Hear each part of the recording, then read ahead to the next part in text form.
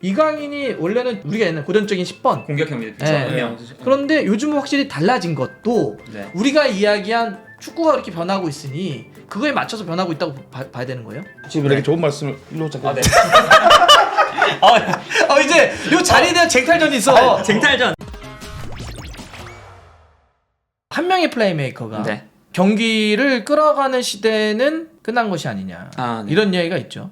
예를 들어서 우리가 뭐 90년대와 2000년대 초반에 판타지스타의 시대라고 불렸던 10번 롤, 그러니까 볼을 잘 찼던 뭐 지단으로 상징되는 루이스 피구라든지 후이코스타라든지 이렇게 볼을 잘 차는 선수들이 사이 공간에서 볼 잡고 전진된 위치에서 탁탁탁 찔러주면 앞에 있는 공격수 잡아서 볼을 딱 넣는 이 시대가 있었는데 요즘 보면 플레이메이커가 그 높은 위치에서 정말 멋지게 경기를 딱 조립해가지고 끝내버리는 이런 시대가 아니니까 왜 그런 선수는 별로 없지? 이런 얘기가 있어서 그걸 전술적으로 왜 그런 변화들이 있었는지 그래서 묶어서 이강인 선수도 어찌 보면 딱 그런 유형의 선수잖아요. 그래서 근데 이강인 선수도 예전에는 그러니까 딱 그런 10번의 느낌이었는데 점점 더 이 선수 본인이 진화하더라고요. 그렇죠. 그거보다는 좀 더 터프한 느낌의. 그러면 이것도 요즘 축구에서 자기가 더 경쟁력을 끌어올리기 위해서 자기를 스스로 변화시키고 있는 거잖아요. 시대를 바꿀 수 없으니. 그렇죠. 그러면 도대체 지금의 시대가 어떤 시대인데 전술이 어떻게 변했길래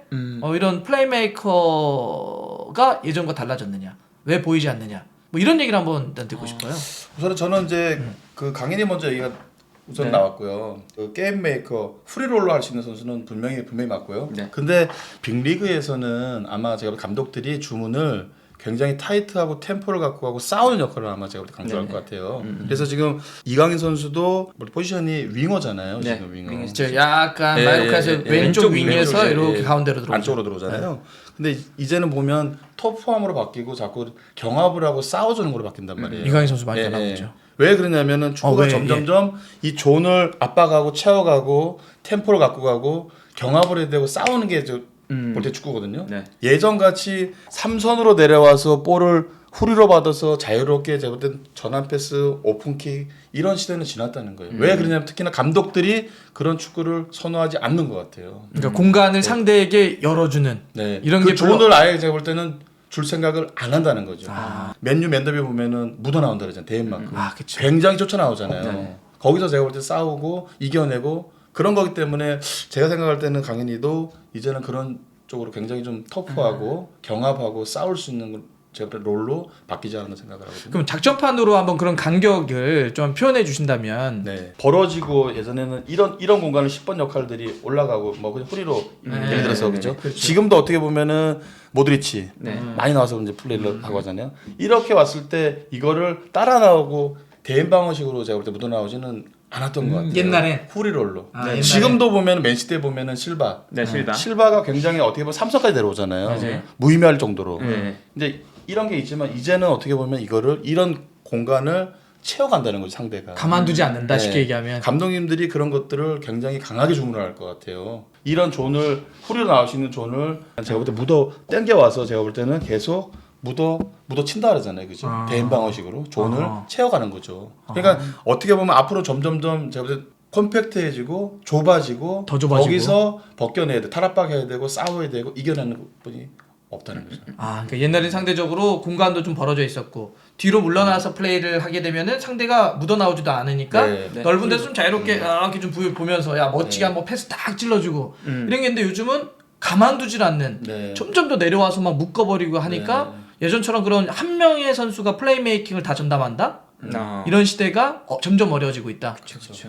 없어져 가는 거죠. 네. 편은 어떻게 뭐 생각해요? 이제 실전에서 말씀해 주셨으니까 전술사적으로 좀 얘기를 해보면 어허. 일단은 관통하는 포인트가 0.5선의 발달 요걸로 볼 수가 있지 않나 싶어요. 그래서 처음에 이제 공격형 미드필더라는 것도 어쨌든 1선과 2선의 사이에서 뛰는 선수, 공간에서 뛰는 선수, 그 사이 공간에서 뛰는 선수가 정말 번성했던 기간이 있었고 뭐 지단부터 시작해서 피구도 있었고 발렌시아에서 뛰었던 아이마르도 있었고 근데 그 창의적인 선수가 너무나 이게 좋은 축구가 되니까 점점 더 수비하는 입장에서는 오히려 역으로 반대로 3선과 2선 사이에 두는 수비형 미드필더 한 명을 두는 포메이션으로 약간 변화를 했습니다. 그래서 그러다 보니까 공격형 미드필더가 더 이상 뛰어다닐 수 있는 공간이 자연스럽게 사라지는 거죠. 그렇죠. 없어지는 거죠. 오케이. 그럼 여기까지 얘기하고 저 작전판으로 한번 죄송한데 두 분 잠깐 자리 한번 바꿔서 네네네. 요 포인트를 한 번만 설명해 주면 좋을 것 같아요. 제가 저거를 네. 해도 네. 되나요? 저거를? 한 번만 하고 이제 못하게 할 거야. 네. 그러니까 뭐 예를 들면 이제 네.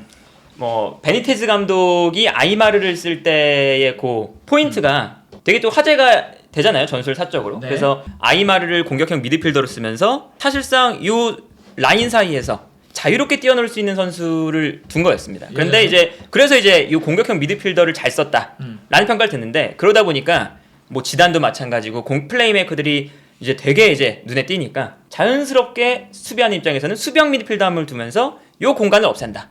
이런 개념으로 갔었고, 그러다 보니까 이 공격형 미드필더가 현대 축구로 오면서 약간 측면 혹은 중앙 미드필더로 넘어가죠. 그래서 이제 요 시기를 거치면서 역발 윙어들이 번성을 하기 시작합니다. 그렇죠. 메시, 뭐 네이마르, 뭐 로벤, 아자르, 이 선수들이 이제는 중앙이 아니라 측면에서 배치되면서 중앙으로 들어와서 요 공간을 활용하는, 혹은 중앙 미드필더에서 뭐 실바라든가 데브라이너가 올라와서 요 공간 활용하는. 뭐 이제 오늘 아스날 같은 경우도 진첸코 내려오면서 자카 올라가는.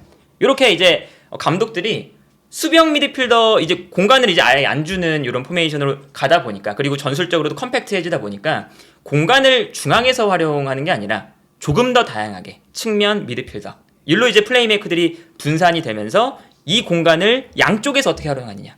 그러면서 이제 나오는 개념이 하프 스페이스. 그렇지. 그래서 이제 과르디올라 감독이 하프 스페이스를 공략하는 법을 현대 축구에 엄청난 지대한 영향을 끼친 감독이잖아요. 그 관점에서 봐도 과르디올라가 공격형 미드필더가 측면과 중앙으로 분산되어 있는 상태에서 어떻게 하면 요 좌우 공간을 활용할 수 있을까에 대한 고민을 정말 많이 한 감독이다.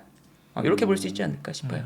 그래서 이제 한 명의 플레이메이커가 했던 것이 한 네. 명을 붙여놨더니 수비형 미드필더를 붙여가지고 공간을 막다 보니까, 그러면 여러 명이 사이드나 밑으로 내려가서 다양한 선수가 플레이메이킹을 하게 시켰다. 그렇죠. 그래서 저는 아스날이 진짜 잘하고 있다는 게, 웨데고르가 일단은 기본은 4-2-3-1이잖아요. 근데 웨데고르가 중앙에서 있으면 당연히 공간이 플레이가 안 되니까 진첸코 중앙으로 들게 하면서 자카가 도와주는 거죠. 그러면 개플레이가 되는 거죠. 좌우에서 이제 할 수 있고, 근데 여기서 또 이것도 공간이 이게 막 겹쳐서 안 되니까, 그러면 계속 자리 바꾸자. 진첸코가 원래 공격형 미드필더니까 바꿀 수도 있고, 아니면은 뭐 진첸코가 측면 나갈 때 마르티넬리가 중앙으로 들어올 수도 있고, 이 유연한 플레이가 되니까 아까 말씀하셨던 것처럼 공간에서 누굴 막아야 되는 거냐. 그렇죠. 그게 되니까 아스날이 이번 시즌에 그렇게 잘하고 있는 팀이 아닐까. 측면에 전통적인 윙어보다는 반대발 윙어를 쓴다는 얘기는, 그러니까 그 아까 했던 것처럼 플레이메이커를 더 효과적으로 쓰기 위해서 분산을 시켜놨기 때문에, 그쵸. 전통적인 윙어를 놓고 보면 그냥 측면 쪽으로만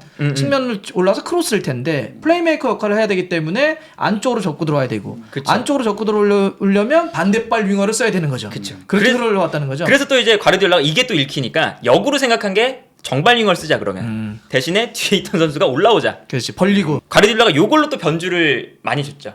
그래서 지금은 이제 뭐 맨시티가 정발 윙어를 쓸 때도 있고, 아니면은 뭐 상황에 따라서는 역발 윙어 쓰고 중앙으로 들어온 다음에 측면으로 오히려 중앙 미드필더가 나갈 때도 있고, 여러 방식으로 지금 과르디올라도 고민을 많이 하고 있고, 이게 전술이 어쨌든 엄청나게 컴팩트해지는 그렇죠. 게 뭐 트렌드고 당연히 나가야 되는 방향이니까, 그러다 보니까 공간을 활용하는 방식을 어떻게 가져가느냐, 요 이제 흐름에서 아마 요 하프 스페이스 공간을 어떻게 활용하는지가 아마 뭐 많은 감독님들의 고민이지 않을까.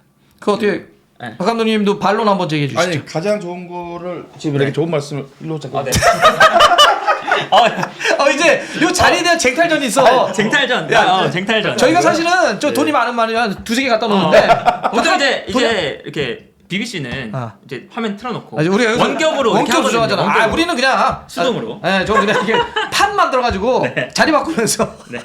핵심은 여기 같아요. 요 공간 같아요. 아까 핵심은? 제가 갭. 볼 때는 금방 말씀하셨지만 요 공간을 어떻게 우리가 제가 볼 때는 스위칭을 할 수 있고요. 그렇죠. 또한 이렇게 스위칭할 수도 있고, 그렇죠. 굉장히 많은 거를 갖고 있어요. 또한 윙어가 반대발 윙어, 뭐 정발 윙어 이렇게 많잖아요. 요즘은 뭐 어떻게 보면 측면보다도 안쪽으로 들어서 많이 하거든요. 맞아요. 예. 그래서 이 공간을 제가 볼 때는 완톱의 스트라이커가 이용할 수도 있고, 때로는 공미가 이렇게 나올 수도 있고, 그렇죠. 굉장히 스위칭이 많아지는 거.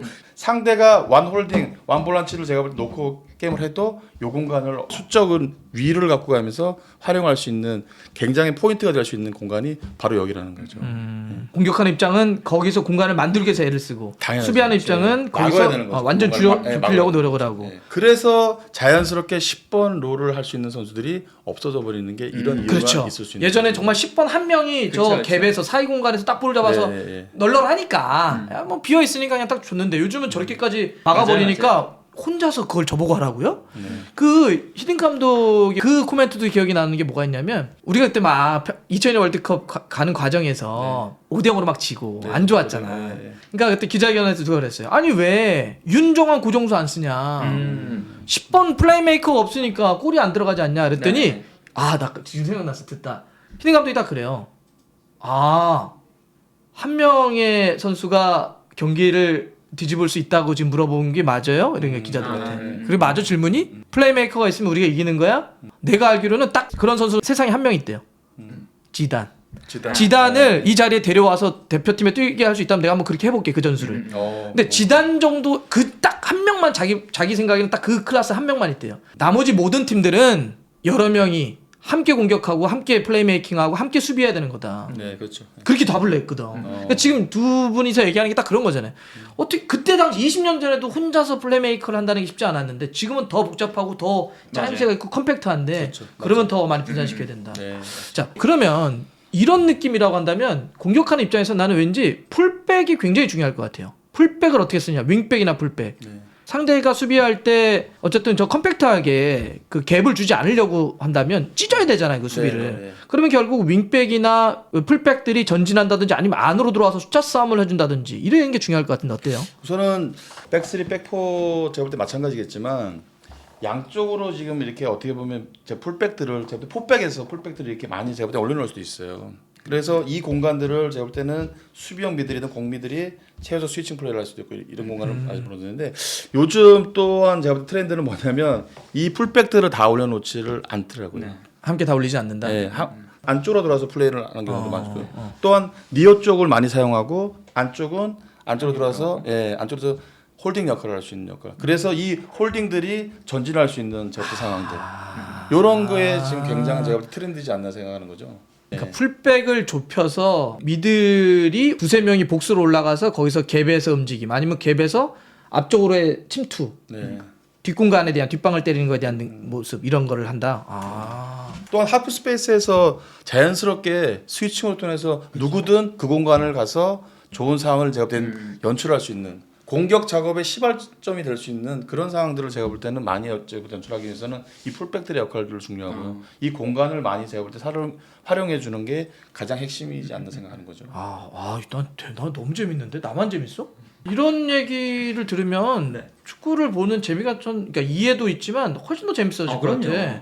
왜 저렇게 움직이지? 왜 풀백이 저렇게 좁히는 거야? 이거를 이렇게까지 난 디테일하게 설명해 주는 데가 많이는 없어요. 자, 그럼 다시 이강인으로 돌아보면 이강인이 원래는 저렇게 하고 싶었던 선수였잖아요. 저런 우리가 옛날 고전적인 10번 공격형 미드필더 네. 한 명. 그런데 요즘은 확실히 달라진 것도 네. 우리가 이야기한 축구가 그렇게 변하고 있으니 그거에 맞춰서 변하고 있다고 봐야 되는 거예요?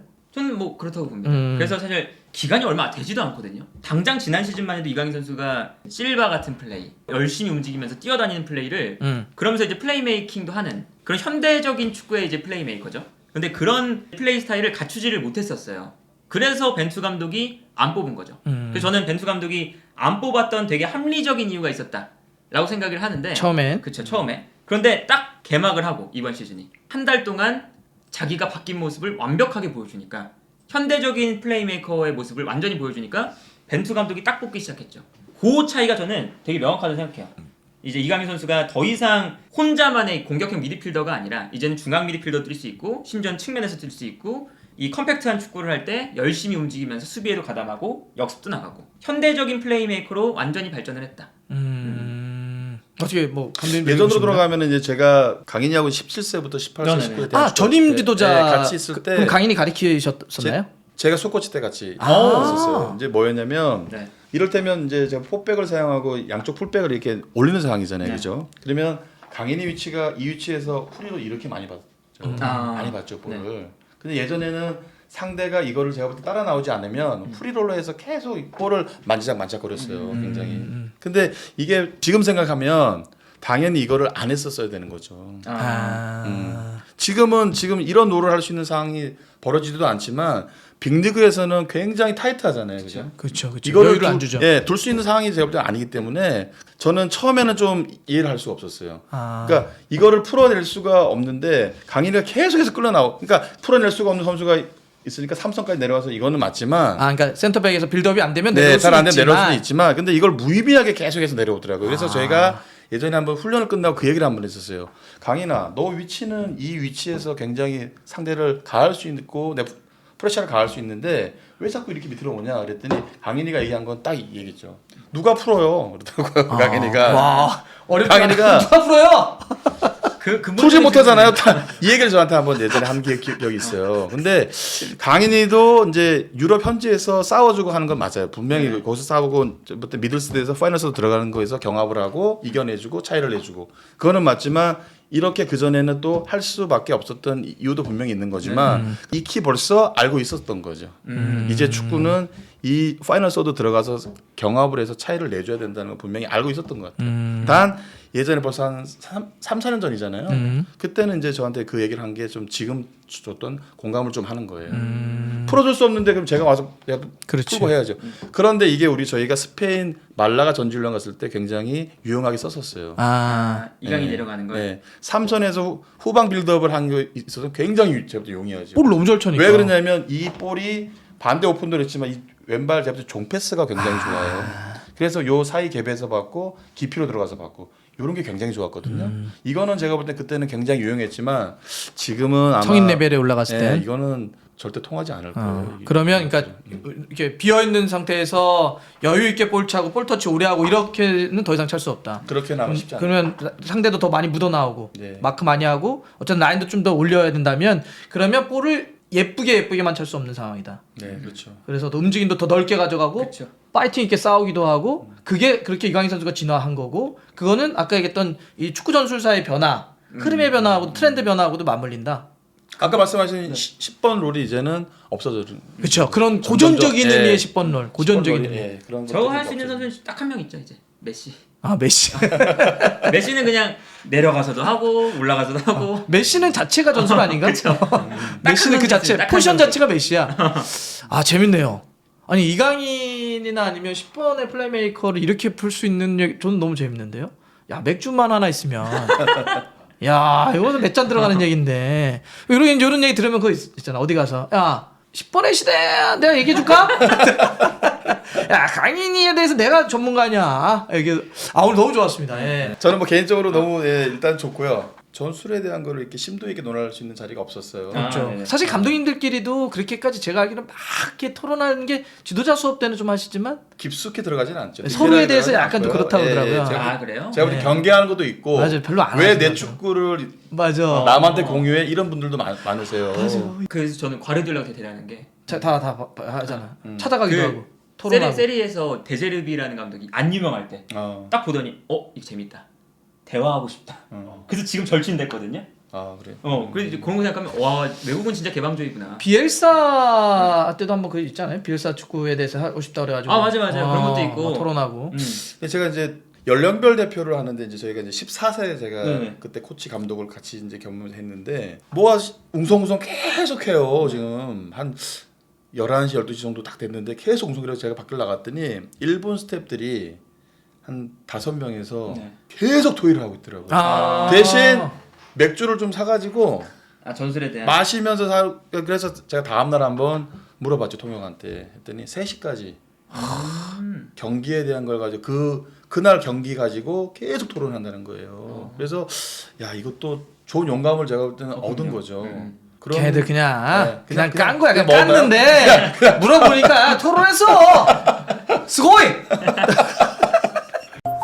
이런 것들이 어떻게 보면 오픈시킬 수 있는 데가 굉장히 없었어요. 맞아요. 또한 이거 지금 이런 상황들이 준비를 하고 나오는 건 아니거든요. 저도 그냥 막 예. 사실 즉흥적으로 여쭤보는 거니까. 예, 녹화 방송이긴 하지만 좀 굉장히 이렇게 준비를 하고 나오지 않아요. 근데 전문가가 또 옆에 있고 또 훌륭하신 또 어디 박별래 선배님 나왜 계시니까 훌륭한데 말해야. 계시니까 오히려 제가 오늘 이렇게 같이 해보니까는 공부가 되는 것 같고 도움 받는 것 같아요. 저는 너무 좋았어요. 사실 뭐 패너도 그렇고 우리 감독님도 그렇고 현장 얘기나 또 워낙 공부도 많이 하고 그래가지고 재밌습니다. 저는 너무 좋아요. 제가 할 때마다 즐겁습니다. 저 이런 게 좀 즐겁거든요. 예. 방송 천재야. 방송 천재. 예.